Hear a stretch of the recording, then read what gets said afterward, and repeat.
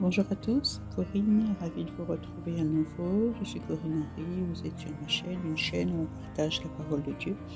Ce matin, donc, le passage est tiré de Jérémie 1 au verset 19 qui nous dit « Ils te feront la guerre, mais ils ne te vaincront pas, car je suis avec toi pour te délivrer, dit l'Éternel. » Oui, nous serons attaqués, nous serons combattus. Nous devons livrer des batailles, mais il y a une promesse haute. Ce qui est certain, c'est que l'Éternel nous dit en ce matin qu'ils seront incapables de gagner. Ils n'auront pas le dernier mot. Si on est un enfant de Dieu, on a accepté Jésus dans notre vie comme notre Seigneur et notre Sauveur. La Bible dit à tous ceux qui l'ont reçu, il a donné le pouvoir de devenir enfant de Dieu. À partir du moment où on accomplit cette parole qui dit « Vous êtes dans le monde, mais vous n'appartenez pas au monde », on a cette certitude que cette parole s'accomplit dans nos vies à partir du moment où nous marchons dans cette vie d'enfant de Dieu. Nous sommes sérieux dans cette vie d'enfant de Dieu. Nous avons conscience même de cette vie d'enfant. Il suffit d'avoir juste conscience même, je dirais, de cette vie d'enfant de Dieu. Et de là, nous aurons cette certitude. Il nous dit qu'il ne nous vaincront jamais. Dieu ne permettra jamais. Dieu ne permettra jamais qu'il puisse nous vaincre. Il nous dit, même si par inadvertance, par manque de vigilance, ils arrivent à s'introduire, Dieu nous dit qu'il nous délivrera.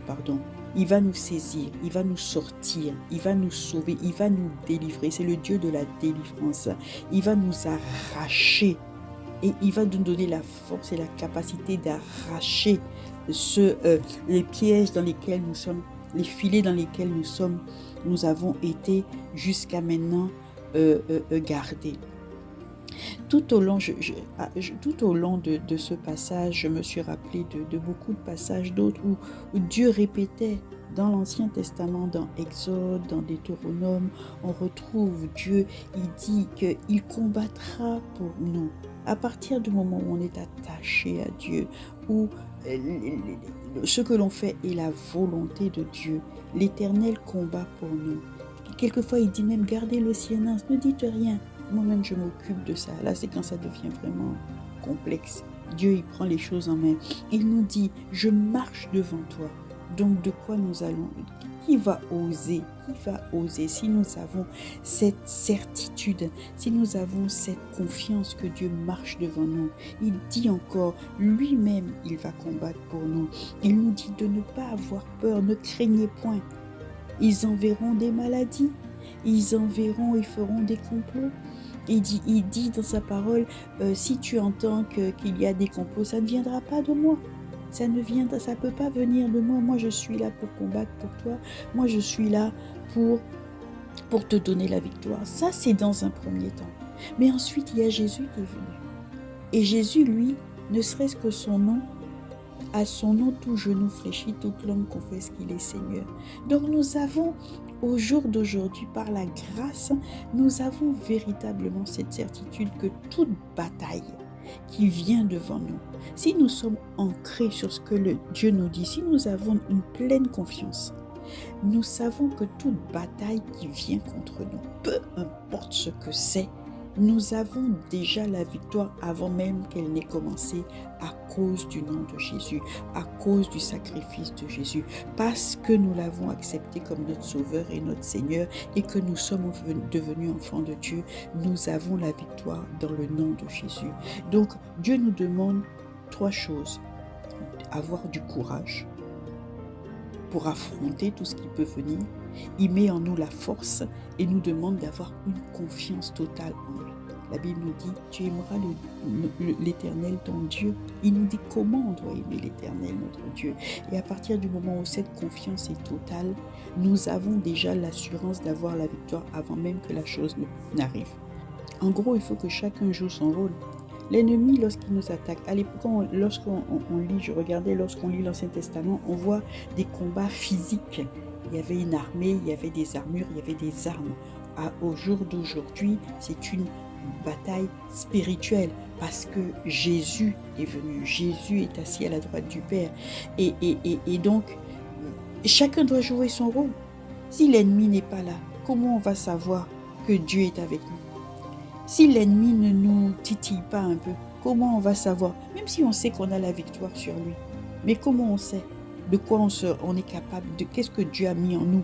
Comment Dieu veut nous faire avancer? Qu'est-ce qu'il attend de nous? Donc, ces batailles, c'est normal. Je ne comprenais pas lorsque j'entendais des hommes de Dieu qui disaient « Ah oui, mais quand ça ne va pas, moi je suis inquiet. » Je comprends maintenant. Parce que dans l'Ancien Testament, on voyait qu'ils combattaient tout le temps pour leur territoire, combattre pour leur vie, combattre pour le peuple. Et nous, aujourd'hui, on fait la même chose. On combat pour notre salut, on combat pour notre âme. On fait exactement la même chose. Le tout est de savoir ce qui est à notre disposition et comment on doit le faire. Et donc, on doit se référer à celui qui nous donnera toutes les informations. Mais cette guerre, elle est normale. Et ces informations, nous les trouvons dans la parole de Dieu. Nous les trouvons dans la parole de Dieu. Comment faire? Comment se positionner? Vous avez des enseignements. Nous avons tout à notre disposition. Des personnes qui ont été éclairées encore plus que nous, davantage que nous, qui nous donnent des clés que Dieu leur a indiquées, qui nous donnent des clés.